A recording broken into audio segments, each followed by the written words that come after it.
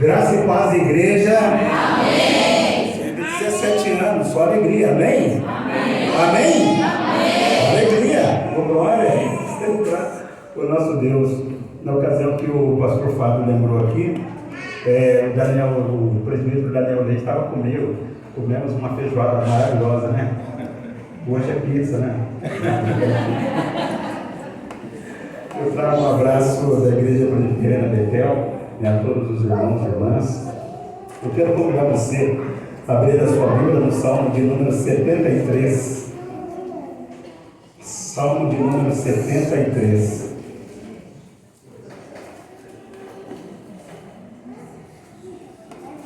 Salmo de número 73.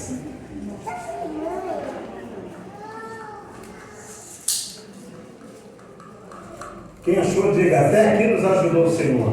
Até aqui nos ajudou o Senhor. Amém.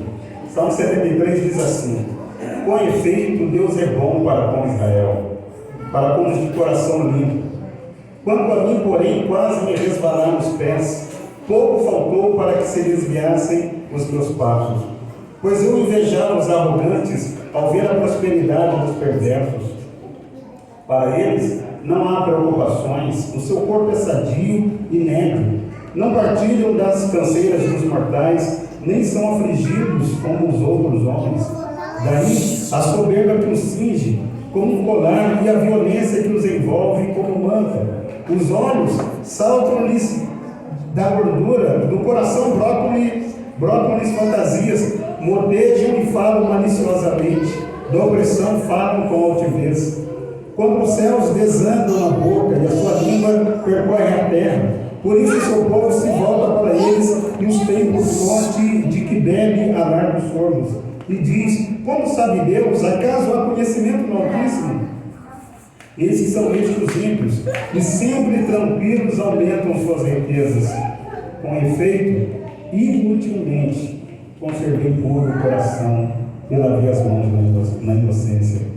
Pois de contínuo sou afligido e cada manhã castigado. Se eu pensar em falar tais palavras, já teria traído a geração de teus filhos.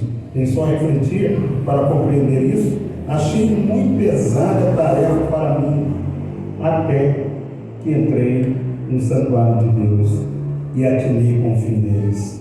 Tu certamente os pões em lugares escorregadios e os fazes cair na destruição. Como ficam de súbitos assolados, totalmente aniquilados de terror. Como ao sonho quando se acorda, assim, ó Senhor, ao despertares desprezarás a imagem deles. Quando o coração se me amarrou e as entranhas se me comoveram, eu estava embrutecido e ignorante. Era como um irracional a tua presença. Todavia, estou sempre contigo. Tu me seguras pela minha mão direita. Tu me guias com teu conselho e depois me recebes na glória. Quem mais tenho eu no céu? Não há outro em quem eu me compraza na terra. Ainda que a minha carne e o meu coração desfaleçam, Deus é a fortaleza do meu coração e a minha herança para sempre. Os que se afastam de ti, eis que perecem. Tu destróis todos os que são infiéis para contigo. Quanto a mim, bom é estar junto a Deus. No Senhor Deus, ponho o meu refúgio para proclamar todos os seus feitos. Amém? Amém.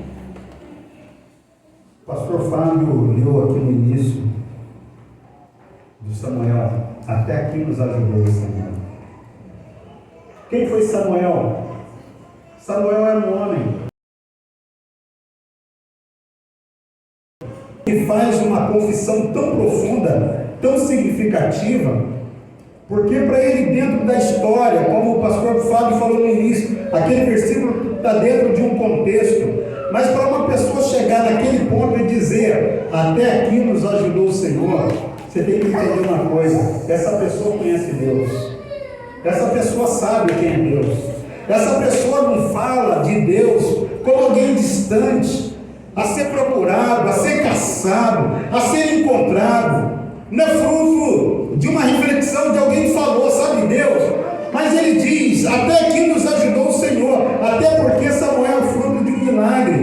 tua mãe Ana, estéril, chorona, porque está sempre sendo perseguida, maltratada por Penina. Mas aquela mulher, ela não deixa de crer no poder de Deus.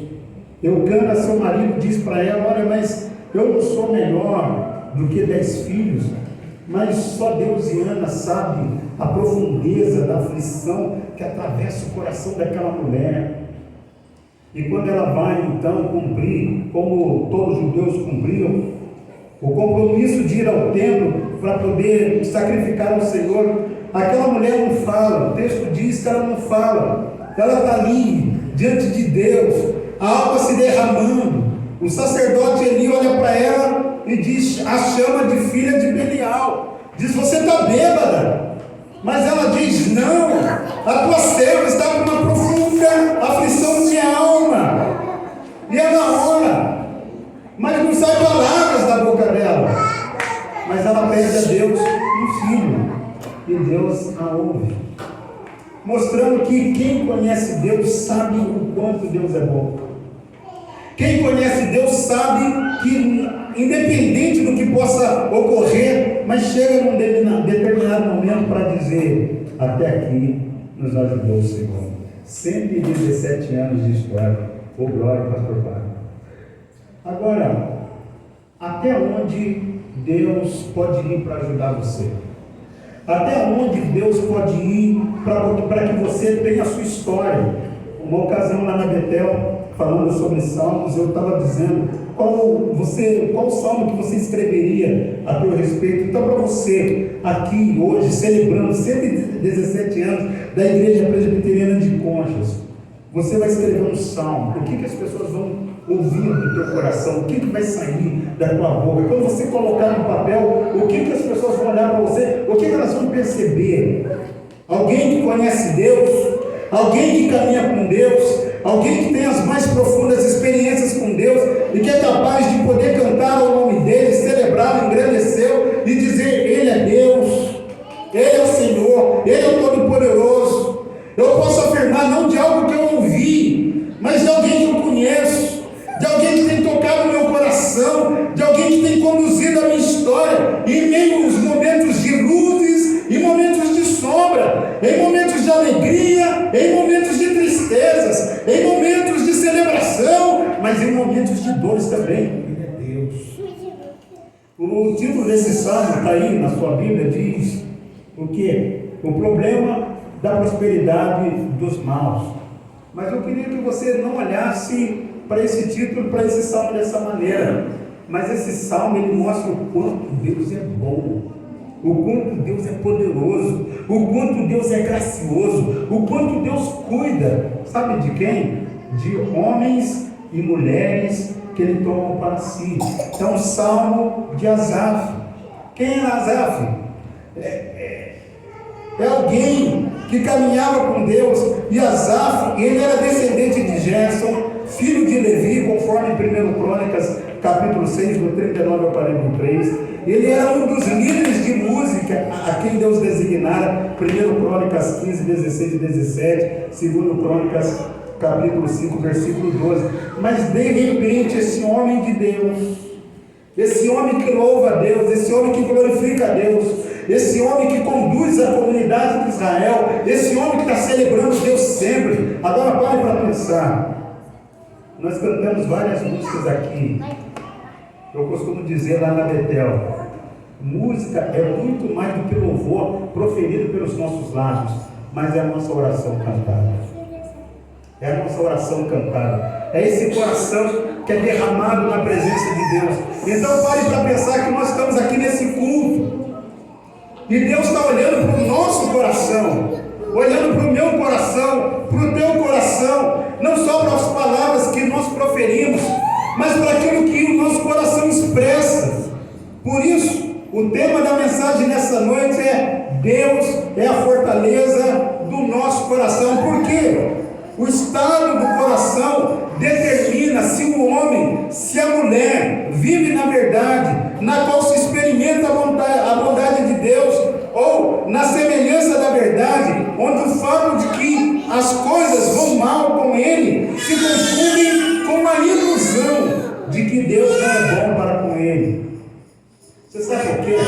Por isso a pergunta: até onde Deus pode ir para ajudar você?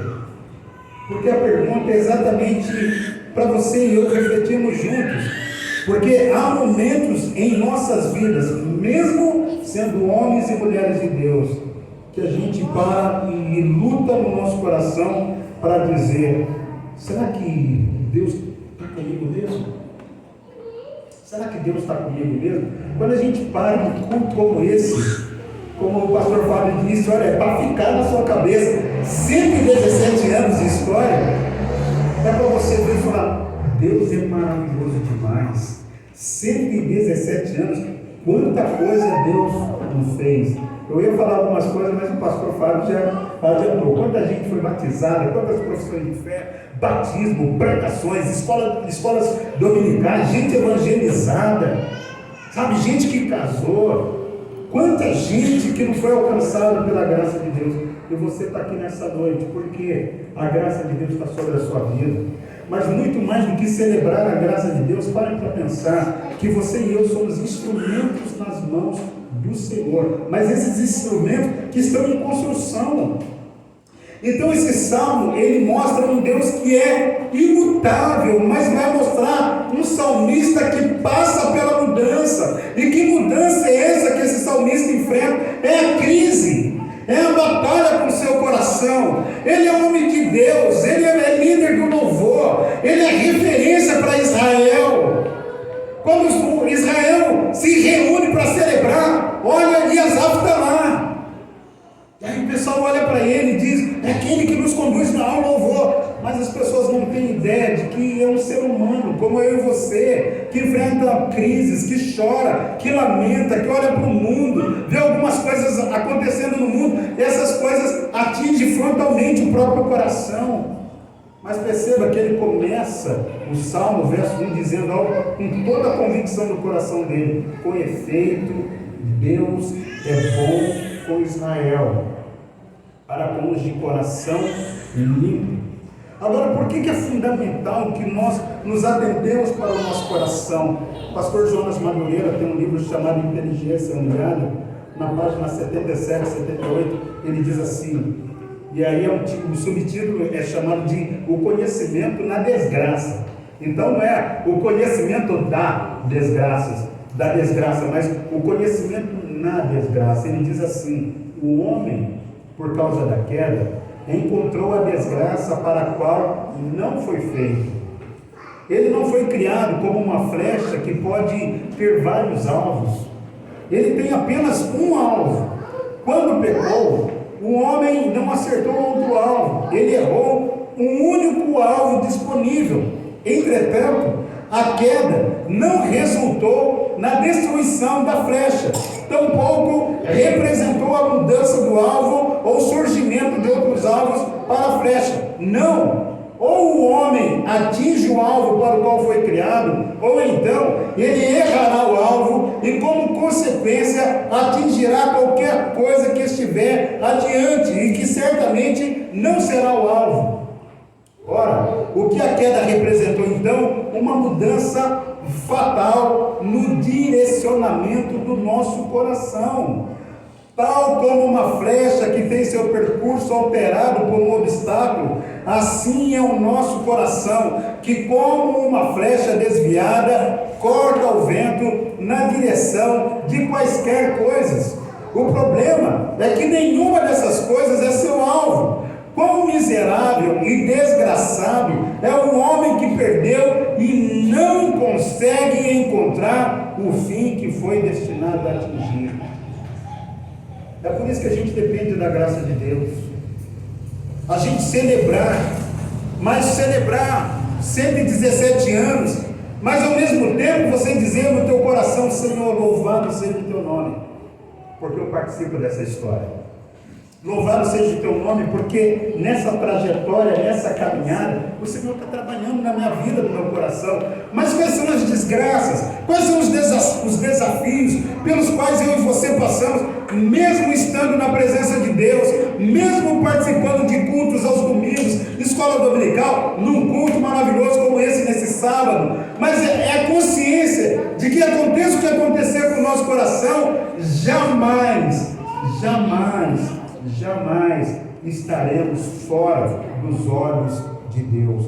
E aí, Asaf diz no versículo 1 que a aliança de Deus é imutável, Deus não muda, não há dúvida quanto à bondade de Deus. Não há momento na vida de qualquer filho, de qualquer filha de Deus, que possa ser levantado qualquer questionamento no sentido de Deus mudou.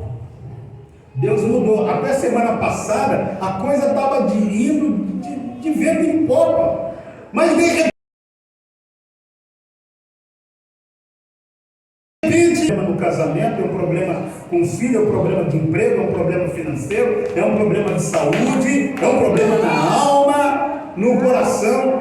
Mas do lado de cada queda, Jesus ele disse: no mundo passais por aflições, desanimem, joguem a toalha, porque acabou tudo para vocês. É isso? Tende. E quem que vai nos animar? É o Senhor. E Ele vai nos animar exatamente nessas batalhas que nós enfrentamos no nosso próprio coração, porque a fortaleza do nosso coração não é aquilo que nós fazemos, não é aquilo que nós conquistamos, não é a quantidade de orações, embora sejam importantes, não é a quantidade de leitura da Bíblia, embora seja importante, mas é a consciência de que Deus é a fortaleza do nosso coração, porque você e eu não nos conhecemos como Deus nos conhece. A propósito, há um salmo na Bíblia dizendo: Senhor, Tu me sondas e me conheces. A gente não se achega diante de Deus falando: Senhor, eu lhe sondo e me conheço. E me conheço também, aleluia? Não. Senhor, Tu me sondas e me conheces. Se Deus sonda e conhece, Deus é a única pessoa que vai nos ajudar e trabalhar no nosso coração para que a nossa história reflita a história de Deus. A igreja presbiteriana de Conchas, para a cidade de Conchas, aponta para a grandeza de Deus. Mas como que a história da igreja presbiteriana de Conchas aponta para a glória de Deus? É quando as pessoas passam a conversar com você, que está aqui nessa noite, que é morador de Conchas, que é membro da igreja, você que visita, está sendo chamado por Cristo. Se você ainda não se rendeu a Cristo, sendo chamado por Ele para se render, para ser um instrumento na história dele, um instrumento nas mãos dele, no seu trabalho, na sua casa, na vizinhança, onde você for, mesmo que você faça uma viagem.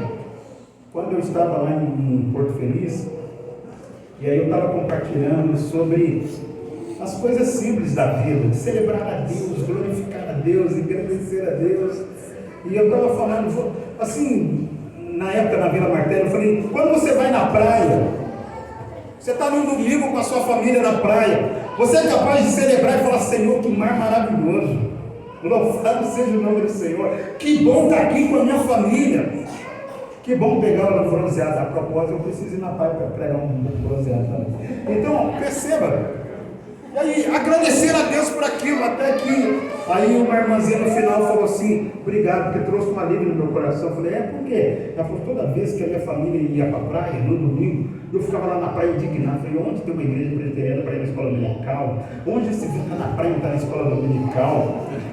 Como é que pode? Aí o marido dela falou assim: Vanderlei, eu ficava bravo com essa mulher. Eu falei: não, por quê? Ela ficava assim: mas a gente vai ficar na praia e a escola dominical? Vamos para a escola dominical, depois a gente vai para a praia. Ou seja, a gente não conhece a grandeza de Deus, conhecer a Deus, perceber quem é Deus e saber que essas lutas são as lutas do nosso coração. Agora perceba, acompanhe comigo versículo 2 e 3, o que aconteceu com esse homem de Deus, Asaf. Ele diz: quanto a mim, porém, embora Deus seja bom, mas aconteceu comigo, não com Deus, quase me resvalaram os pés, pouco faltou para que se desviassem os meus passos. Agora veja o que ele cultivou no coração. Então aquele homem de Deus, que louvava a Deus, que glorificava a Deus, olha o que ele cultiva no coração, versículo 3: pois eu invejava os arrogantes ao ver a prosperidade dos perversos. Sabe isso, o que significa? Eu invejava, eu alimentava uma raiva ciumenta. Porque eu comecei a observar com atenção aqueles que não oram. Comecei a considerar a vida daqueles que não vão à igreja como eu vou. Comecei a considerar a vida daqueles que nem sequer sabem um hino que eu sei. Comecei a observar atentamente a vida daquelas pessoas que nem sequer cantam um corinho que eu canto. E aí eu olhei e falei, mas como assim? Eu estou na igreja, eu canto, eu oro, olha a minha vida, que desgraça que é. Aí essa turma não está nem aí para Deus, não vão sentar com o pastor Fábio, não conversa com ele, nem sequer se interessam pela profissão de fé. E eu que faço tudo isso, olha a vida que eu vivo. Perceba que o coração desviou do alvo. Quando o coração desvia do alvo, a gente começa a alimentar algumas coisas. O caso dele aqui foi uma inveja ciumenta. Mas a minha pergunta para você nessa noite, nessa celebração, como anda o teu coração? Como filho de Deus, como filha de Deus, como anda o teu coração? Você está com mais fome de Deus? Você vem para um culto como esse dizendo, Senhor, usa a minha vida.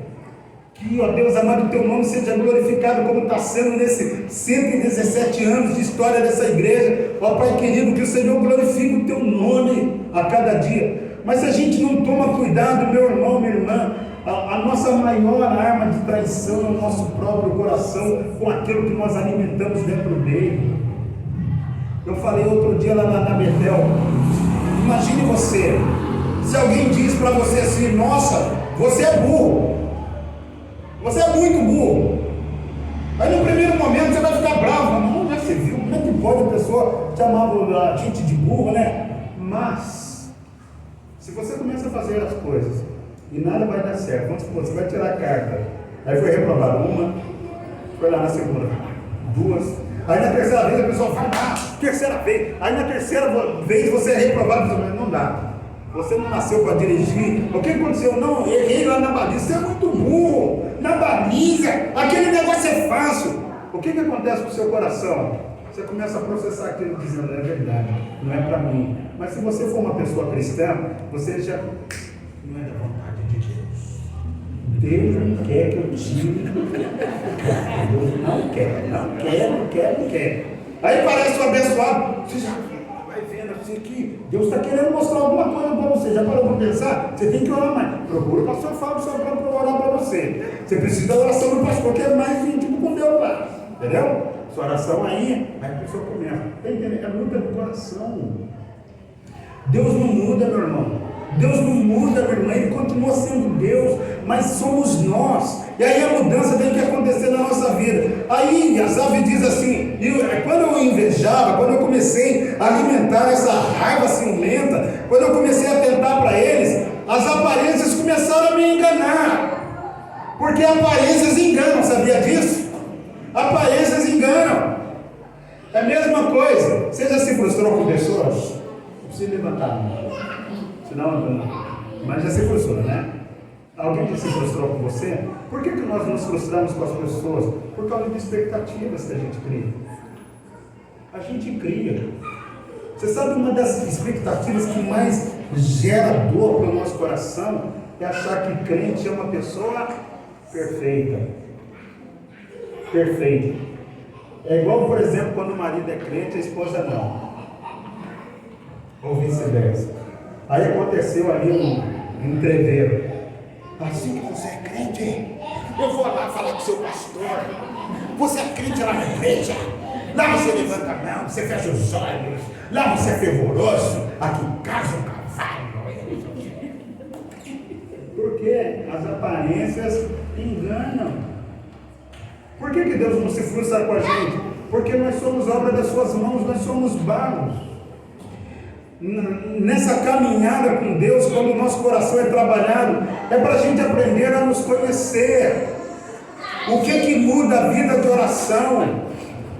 O que muda no nosso coração quando a gente dobra o joelho? Não é chegar assim, oh Deus, mas é poder se dobrar o joelho diante de Deus e falar, Senhor, eu não sei orar como convém. Eu estou aqui agora diante de Ti, mas eu vou falar, Senhor. Mas essas palavras nem sequer traduzem a realidade do meu coração, porque eu não me conheço como tu me conheces. Mas eu estou aqui, Senhor, diante da tua presença, rogando que o Senhor trabalhe no meu coração, esse trabalhar da graça de Deus no nosso coração. Mas veja, e aí ele está nessa luta, e as aparências enganam. Então ele olha para os ímpios e diz: os ímpios parecem ser imunes aos problemas. Acompanhe o versículo 4 e 5. Aí ele diz: para eles não há preocupações, o seu corpo é sadio e inédito, não partilham das canseiras dos mortais, nem são afligidos com os outros homens. Olha onde chega o coração de um crente, um coração de um homem de Deus, quando está cheio de inveja, um coração que se desvia do alvo, olha para o lado de fora e diz: olha, eles são melhores do que eu. Que mais? Ele diz: eles são orgulhosos. Versículo 6 e 7, ele diz: daí a soberba que os cinge como um colar, e a violência que os envolve como um manto. Os olhos saltam-lhes da gordura, do coração brotam-lhe fantasia. Um povo orgulhoso. E olha a minha vida. Versículo 8 e 9, ele vai dizer: suas mentes tramam corrupção, motejam e falam maliciosamente, da opressão falam com altivez, contra os céus desandam a boca, e a sua língua percorre a terra. Aí ele diz assim: eles são arrogantes demais, eles são orgulhosos demais, tudo luta do coração dele. Olhe mais, e aí ele diz assim, tudo ele cultivando no coração dele. E esses miseráveis ridicularizam a soberania de Deus. Versículo 10, 11 e 12. Por isso, o seu povo se volta para eles e os tem por fonte de que bebe a largos corvos. E diz: como sabe Deus? Acaso há conhecimento no Altíssimo? Esses são estes os ímpios, e sempre tranquilos aumentam suas riquezas. E o homem de Deus aqui, ó, maior perrengue, o coração, gente. Agora, sabe qual que é o ápice da crise de um coração que desvia do alvo? É a crise da autojustiça. Olha o versículo 13 e o 14. Com efeito, inutilmente conservei puro o coração e lavei as mãos na inocência, pois de contínuo sou afligido e cada manhã castigado. Em outras palavras, ele está dizendo: do que cultuar a Deus? Para que ler Bíblia? Para que orar? Para que perseverar na igreja? Para que acordar cedo para ir para a escola dominical? Para que participar de reunião de oração, estudo bíblico? Para quê? Para que eu ter aquele tempo na minha casa de abrir a Bíblia, orar? Qual a razão? Se eu olho para a minha vida e nada muda, não acontece nada na minha vida, essa crise da autojustiça. E aí ele diz assim: de contínuo, eu sou golpeado, é luta o tempo todo, é aflição o tempo todo, é batalha na alma o tempo todo, eu sou punido, eu sou censurado. Versículo 15 ele diz: se eu pensar em falar tais palavras, já teria traído a geração dos teus filhos. Deixa eu lhe dizer uma coisa nessa noite. O que uma pessoa cristã, um crente, um cristão, um filho de Deus, uma filha de Deus faz e diz, tem um profundo efeito na comunidade como um todo. As nossas crises, a batalha do nosso coração como pessoas de Deus, aquilo que sai da nossa boca, as nossas atitudes, elas têm um efeito profundo na comunidade como um todo. Por exemplo, você está numa luta com o seu coração, você está enfrentando uma batalha na sua alma, dá aquela impressão que você está orando, buscando, não está acontecendo nada. Você vem no domingo e aí o pastor Fábio prega aquela mensagem maravilhosa, poderosa, Deus falando contigo, mas tem uma voz aqui dizendo assim: é mentira, isso não vai acontecer com você, é mentira, Deus não é bom coisa nenhuma. Você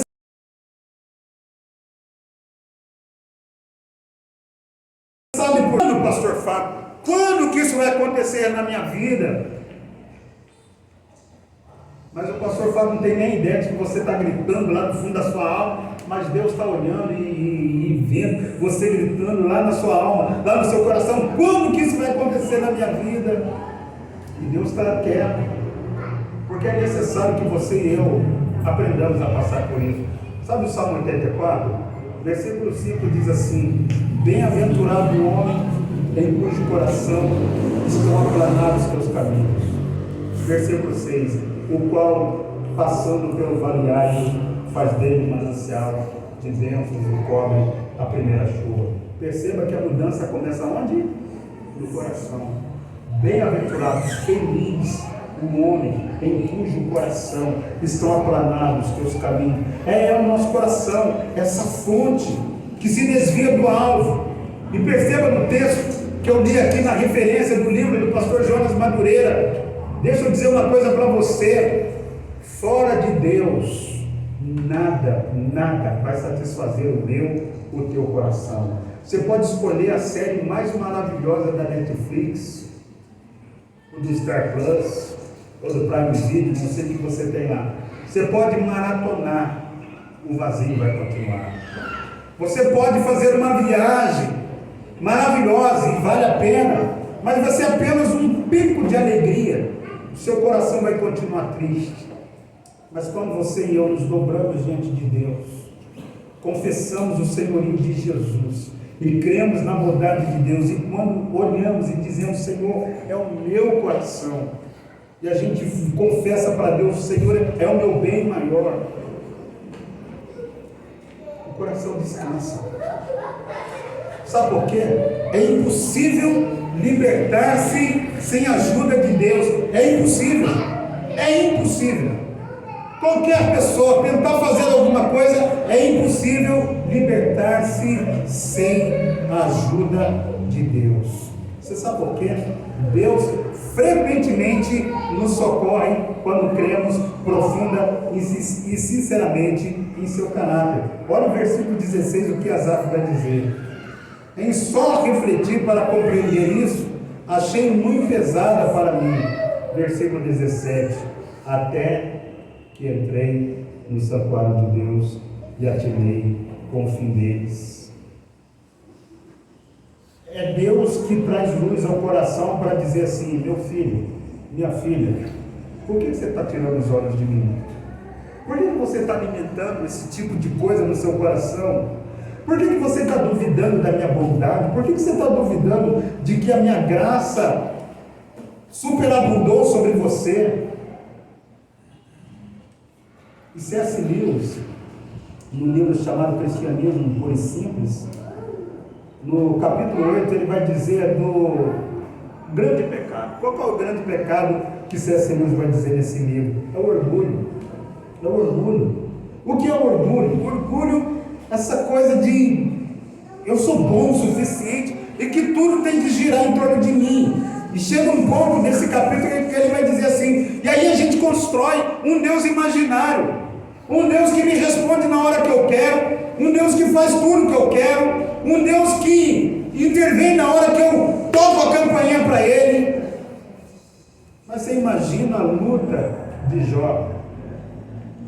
Mas eu queria que você, amanhã é domingo, amanhã você vai vir para o culto, a escola dominical, mas segunda-feira vai decidir, leia o capítulo 38 de Jó. Capítulo 38 de Jó. Você vai perceber, aí Jó tem toda aquela crise, os amigos dele, aquela conversa toda até o capítulo 37. Mas no capítulo 38, quando Deus entra na história, a primeira coisa que Deus diz é o seguinte: quem é o homem que encobre os meus desígnios com palavras sem entendimento? Você sabe por quê? Porque Deus diz para Jó o seguinte: Jó, por mais que você esforce, você jamais vai entender o meu processo, jamais você vai entender os meus planos. E Deus faz 70 perguntas para Jó, e Jó disse: Senhor, eu falei que eu não sabia. Isso é humildade, esse quebrantamento do coração.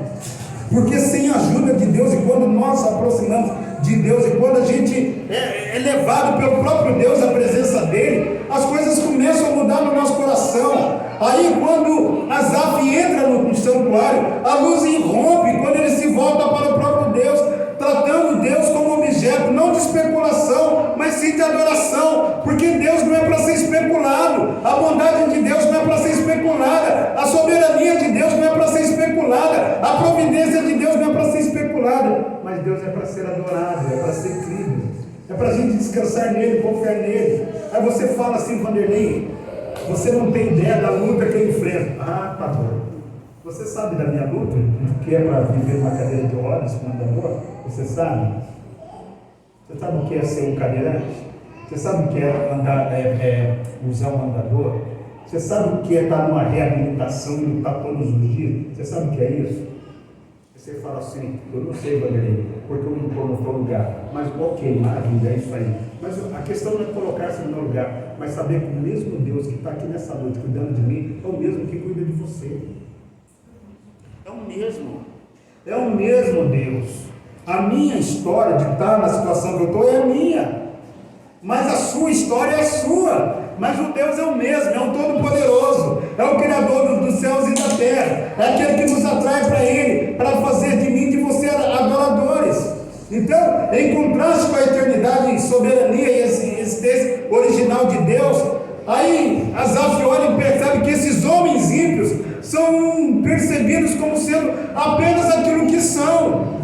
O fim deles é literalmente depois deles, ou seja, o futuro deles que desmontará tudo quanto era a razão deles viver. Então Deus ajusta a visão de Asaf para dizer: olhe para mim, não olhe para eles. Não alimente o seu coração com inveja, com desesperança, mas alimente o seu coração com fé, confiança, perseverança, oração. Alimente seu coração com essa dependência de mim.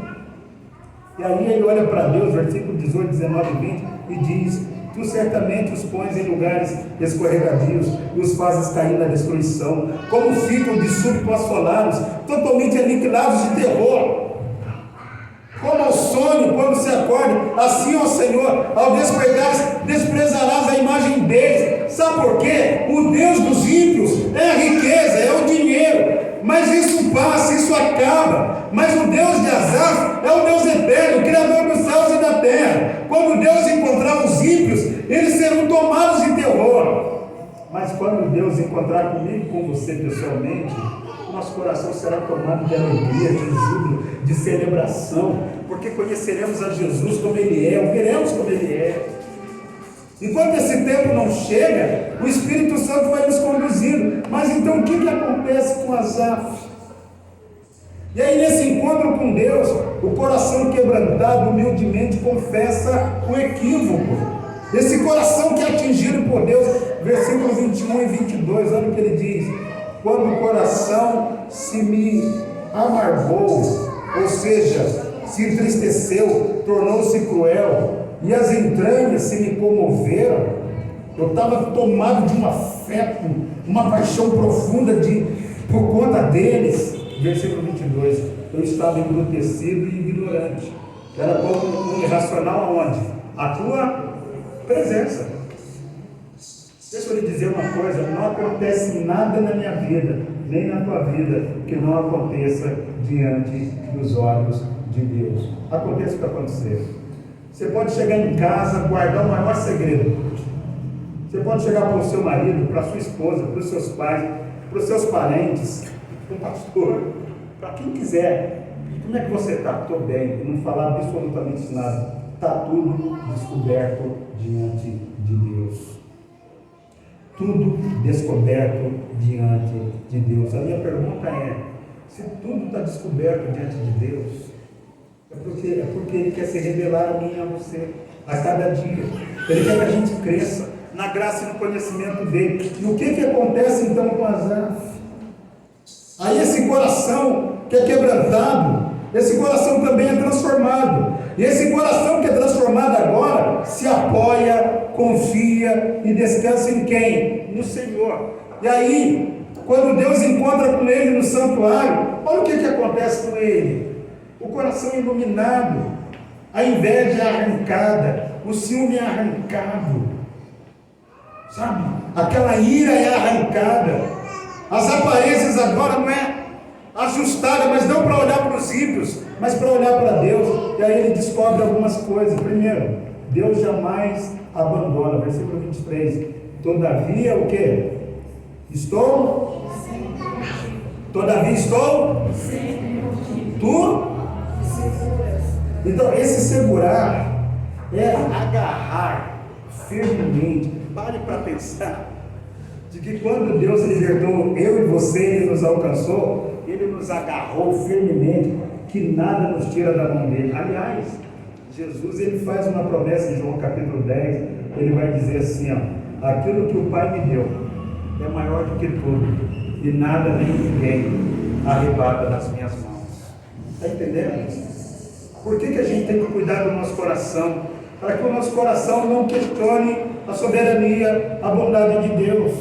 Porque Deus nunca nos abandona. E o salmista está dizendo, todavia estou sempre contigo, tu me seguras pela minha mão direita. O Senhor é que me conduz, não sou eu que seguro na tua mão. Segundo, Deus conduz a história de uma maneira soberana. Versículo 24, tu me guias com o teu conselho e depois me recebes na glória. Há um propósito de Deus na nossa história, na história dele, na minha história, na tua história, como há um propósito de Deus para a história da igreja presbiteriana de Conchas.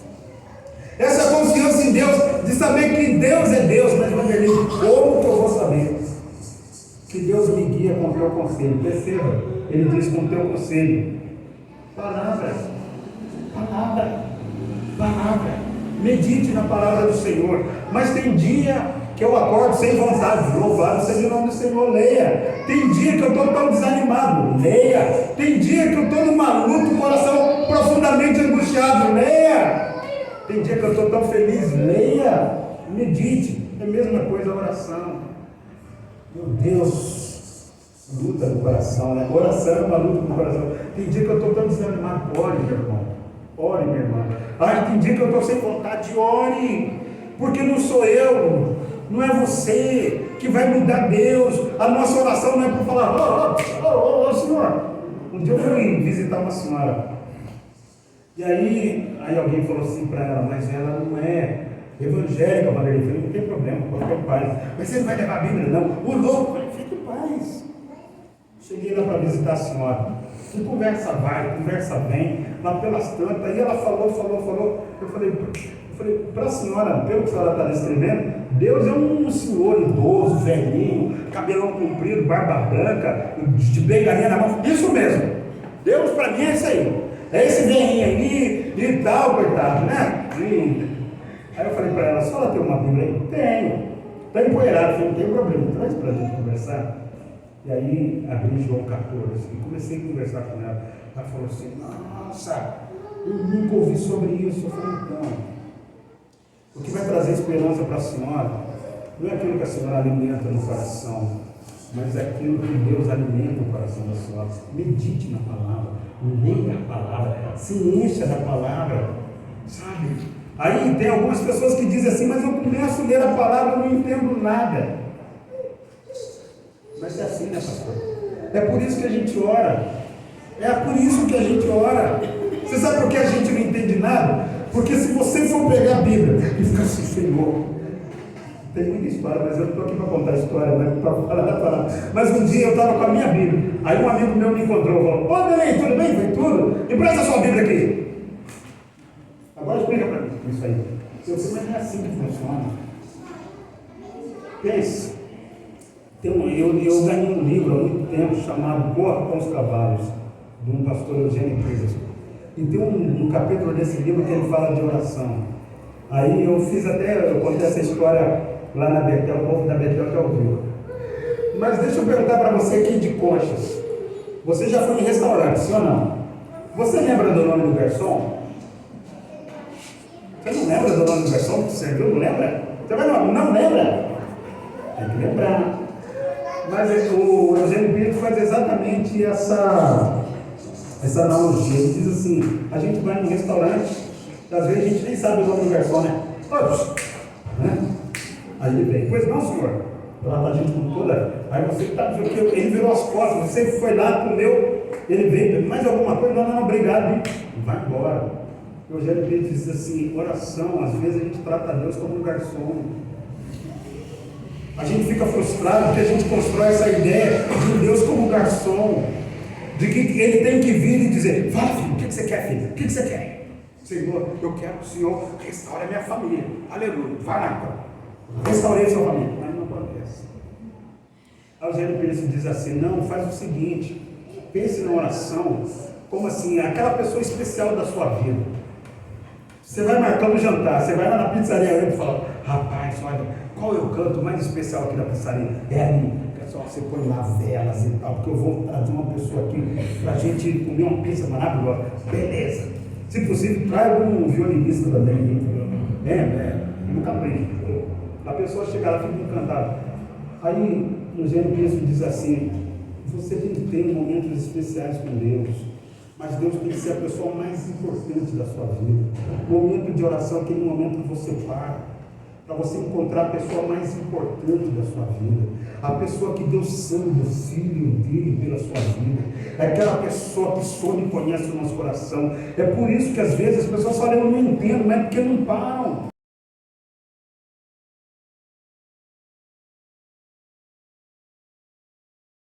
É um encontro com o Santo dos Santos, com aquele que é o Criador dos céus e da terra.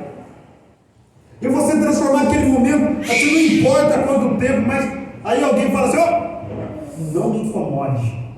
Não, porque esse é o momento mais importante da minha vida, aquele encontro com Deus. Aí você vai parar, você vai orar, você vai ler a palavra. Aí vai passar um monte de pensamento na sua cabeça: nossa, você tem que pintar o carro, tem que pagar isso, não sei o quê, tem que levar filho não sei aonde. Vai passando. Mas você ali falando: Senhor, é a minha mente, a agitação da minha mente, é a minha agenda.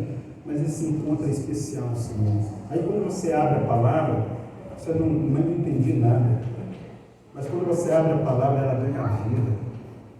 Porque aquele que é o doador da vida, ele vai cuidar do meu, do teu coração, falando com a gente, trazendo luz ao nosso coração. Por isso que o salmista vai dizer: tu me guias com o teu conselho e depois me recebe na glória. Não tem coisa mais transformadora, mais sustentadora para a nossa vida do que você ouvir a palavra de Deus. Se você liga a televisão, você ouve coisa boa, tem muita coisa boa. Mas se você for dar ouvido para o seu coração, para onde ele vai nos levar? Mas quando a gente ouve o conselho de Deus, Deus está nos conduzindo para a eternidade. O salmista diz mais: Deus está sempre presente como provedor. Versículo 25: quem mais tenho eu no céu? Não há outro em quem eu me compraza na terra. Então ele se volta para Deus. Perceba que ele não diz assim: quando eu entrei no santuário, Deus me repreendeu. Não, ele não fala isso. Mas agora Deus se revela para ele, não punindo, mas dizendo: eu sempre estive aqui, Asaf. Eu sempre cuidei de você, eu nunca mudei. Mas Asaf agora, o que muda é o coração dele, nesse encontro com Deus. E ele vai dizer para Deus: quem mais tenho eu no céu? Não há outro em que eu me compraza na terra. Ele começa então a ter a certeza de que Deus é Deus, Deus é o Todo-Poderoso, Deus é a fortaleza. Versículo 26, ele vai dizer: ainda que a minha carne e o meu coração desfaleçam, ou seja, ainda que na minha natureza, na minha humanidade, eu venha a falhar, eu venha a me esgotar, eu venha a me cansar, eu venha a me desanimar, ainda que eu viva a mais profunda crise da minha humanidade, Deus é a fortaleza da onde? Do meu e a minha herança para sempre. O meu coração estará cuidado pelo Senhor. Deus é o Senhor. E ele vai dizer: Deus é Senhor sobre tudo e todos.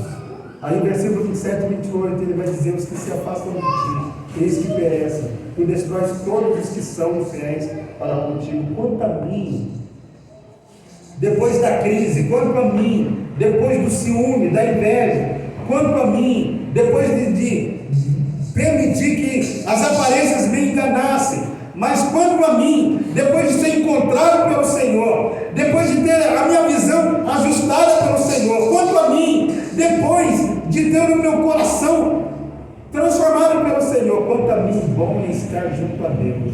No Senhor Deus foi o meu refúgio para proclamar quando? Todos os seus feitos. Está entendendo? Hoje a Igreja Presbiteriana de Pontes é um testemunho para proclamar os feitos de Deus. Mas essa igreja é composta de pessoas. Você é uma testemunha de Deus na cidade de Pontes, onde você estiver. Por isso Eu queria encerrar lendo um versículo que Paulo vai dizer e que Paulo aprendeu. Paulo aprendeu com Jesus. Paulo caminhou com Jesus. Nós estamos estudando o livro de Atos lá na Betel. Chegamos no capítulo 17. Mas quando você olha para o capítulo 13, que Paulo e Barnabé estão orando, o Espírito Santo diz: separai-me para Paulo e Barnabé para a missão que eu os tenho chamado. Então todos nós temos um chamado. Todos nós fomos chamados. Eu quero dizer, você aqui nessa noite, na presença de Deus, você é uma pessoa chamada por Deus. Você é uma pessoa separada por Deus. Você é uma pessoa escolhida por Deus.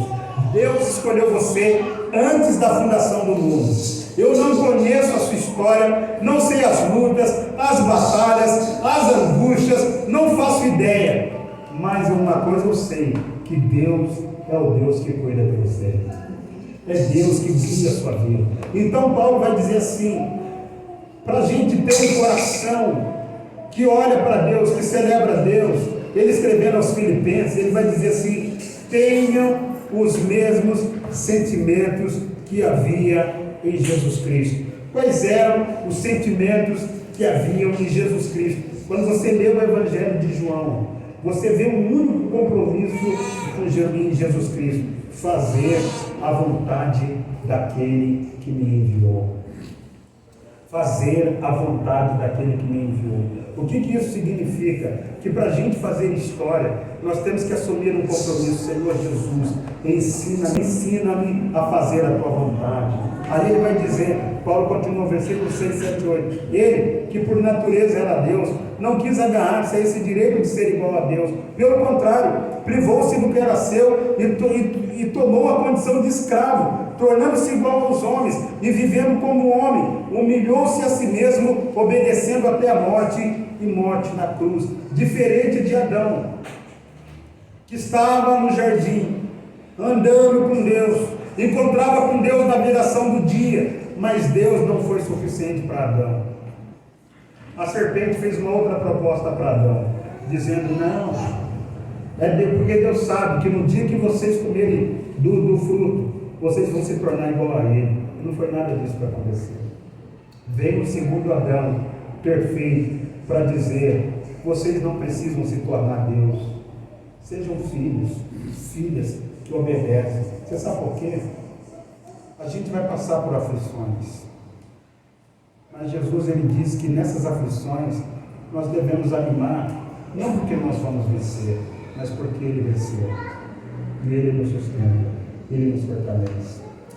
Que você possa ser um instrumento para contar a história de Conchas, como a Bruna orou, né, pastor? Para que tenha mais 117 anos, sabe? E aí, daqui a alguns anos, as pessoas poderem dizer assim: eu conheci aquele irmão lá de Conchas, eu conheci aquela irmã lá de Conchas, foi uma bênção na minha vida. Sabe o que o mundo está precisando hoje? De referências. Que você seja uma referência de alguém que faz a vontade do Senhor. Que você não tenha medo de compartilhar as suas fraquezas. É óbvio, não é chegar aqui e falar: não, mas quando alguém fala assim, chegar para mim, para você e falar assim: nossa, mas é tão difícil ser cristão, você poder dizer: é difícil, é difícil. Aí a pessoa vai tomar um assunto: difícil, mas você é crente. Exatamente, porque eu não dependo de mim, eu não dependo da minha força, mas eu dependo da graça de Deus, eu dependo do Espírito Santo, eu dependo da mão de Deus. E aí a pessoa fala: nossa, encontrei alguém humano como eu, encontrei alguém que chora como eu, sabe? E aí a gente quebrar essas expectativas, esses estereótipos que cresceram no meio evangélico. Crente é alguém assim perfeito. Posso só contar uma última história? Esse problema de expectativa. Um irmão muito querido. Aí, toda vez que ele me encontrava comigo assim: e aí, meu querido? Mas assim, e ele pregava, e quando ele ia pregar, aí o pessoal falava para mim assim: chama o irmão fulano de tal, assim, porque assim, ele encarna assim o personagem de uma maneira apaixonada. E ele de fato assim, era uma pessoa, até que teve um problema sério no casamento dele. E aí o pessoal assim, como assim? Vocês ficaram sabendo? Porque crente é uma beleza, né? Para poder contar a vida dos outros. E tem um jeito evangélico de fazer fofoca. Sabe qual que é? Eu vou contar algo para você, mas para a gente orar. Mentira, é para fazer fofoca. É mentira. É para fazer fofoca. Você pode ver, o dia que uma pessoa falar isso para você assim, eu vou contar um negócio para você, é para a gente orar. Mentira. 15 dias depois vai lá e pergunta para a pessoa, você está orando? Mente de novo, nem está orando de novo. Mas enfim.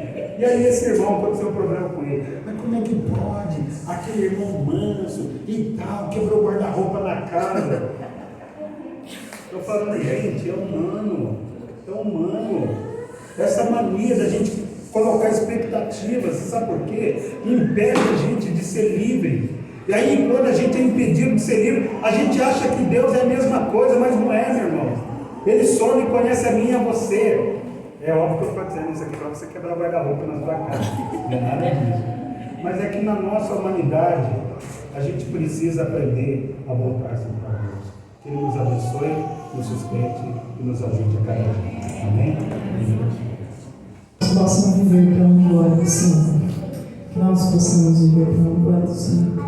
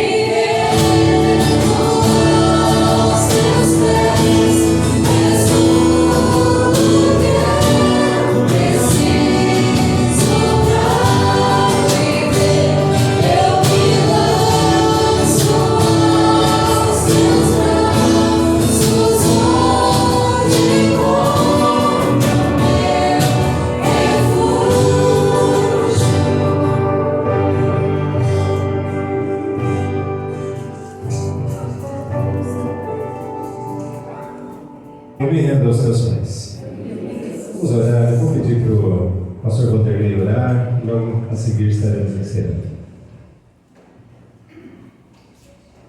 Pai, nós te agradecemos imensamente. É verdade que muitas vezes nós não temos ideia do que é estar em tua presença e com a tua presença. Às vezes, ó Deus amado, ou às vezes não frequentemente, Senhor, dada a vida que a gente vive, muitas vezes a gente pensa que o encontro do Senhor conosco é apenas no domingo, ou quando a igreja está reunida. Mas o Senhor nos encontra todos os dias, Senhor. Quando nós despertamos, abrimos os olhos, ó Deus amado, não importa o horário, quando a gente vai trabalhar, quando a gente está preparando uma refeição, um café, quando a gente está em família, num passeio, Senhor, quando a gente está no almoço, Pai, quando a gente está na praça, o Senhor está presente, porque o nosso coração é o teu altar, porque o Senhor nos tomou para si, e o Senhor mesmo disse, Jesus, nada nem ninguém nos arrebata das minhas mãos. O Senhor deixou registrado na tua palavra, usando o teu filho, o apóstolo Paulo, quem nos separará do amor de Cristo? Senhor, que enfermidade pode nos separar do teu amor? Ó Deus amado, que tribulação pode nos separar do teu amor? Ó Deus amado, que provação pode nos separar do teu amor? Ó Deus amado, que desânimo pode nos separar do teu amor, Senhor? Não há, nem sequer o inferno pode nos separar do teu amor. Mas, ó Deus, cuida do nosso coração. Porque, ó Deus, nós não temos esse poder sobre nós mesmos. Nós te agradecemos porque o Senhor é o nosso pastor, que pastoreia o nosso coração todos os dias. E quando nós, ó Deus amado, atravessamos o vale, ó Deus amado, nós não atravessamos sozinhos. Eu quero te agradecer por cada vida presente aqui nessa noite, porque quando recebeu o convite para participar desse culto, na verdade, é o chamado do Senhor, é o convite do Senhor. Ó Deus amado, para nos lembrar que nós fomos escolhidos antes da fundação do mundo. Essa graça maravilhosa, Pai amado, que é derramada sobre o nosso coração, porque nós pertencemos ao Senhor. Que o Senhor nos use segundo o teu querer, segundo a tua vontade. Ó Deus amado, nós somos barros nas tuas mãos, mas quão maravilhoso é saber que quando nós nos estragamos, conforme Jeremias 18, é nas tuas mãos, e o Senhor não nos joga fora, o Senhor não nos abandona, o Senhor não abre mão de nós, mas a tua palavra diz que o Senhor começa a obra a trabalhar em nós. O Senhor é especialista em curar o nosso coração, em restaurar as nossas rachaduras. Ó Deus amado, o que há de tão quebrado que o Senhor não possa restaurar? Que o Senhor abençoe a nossa casa, a nossa família, aqueles que ainda não se renderam ao Senhor, ou aqueles que um dia estiveram na tua casa, mas que estão afastados. Nós cremos no teu poder para encontrá-los, para transformá-los, para trazê-los de volta ao aprisco do Senhor. Nós cremos no teu poder, ó Deus amado, para transformar a nossa casa, para transformar a nossa família, para quebrantar o coração daqueles, ó Deus amado, que estão constantemente diante dos teus olhos. Ó Deus amado, sustenta-nos. Obrigado pela família presbiteriana de Contas. Obrigado por esses 117 anos. Obrigado por essa família que nós estamos aqui celebrando juntos nesta noite. Que essa família, com Deus amado, esteja cada vez mais coesa, cheia do Espírito Santo, cheia da tua presença, amando a tua palavra, amando o Senhor, e como nós cantamos, nos rendendo aos teus pés, Senhor. Porque o Senhor é tudo que nós precisamos. A ti toda a honra, toda a glória, todo o louvor e toda a adoração. Abençoe o pastor Fábio, sua família, cada presbítero, cada diácono, Deus, cada sociedade dessa igreja. Que o Senhor use poderosamente essa igreja, cada vida aqui, para o crescimento do reino do Senhor, na cidade de Conchas e nas circunvizinhas, para a glória do teu nome, Senhor. Em nome de Jesus que nós oramos.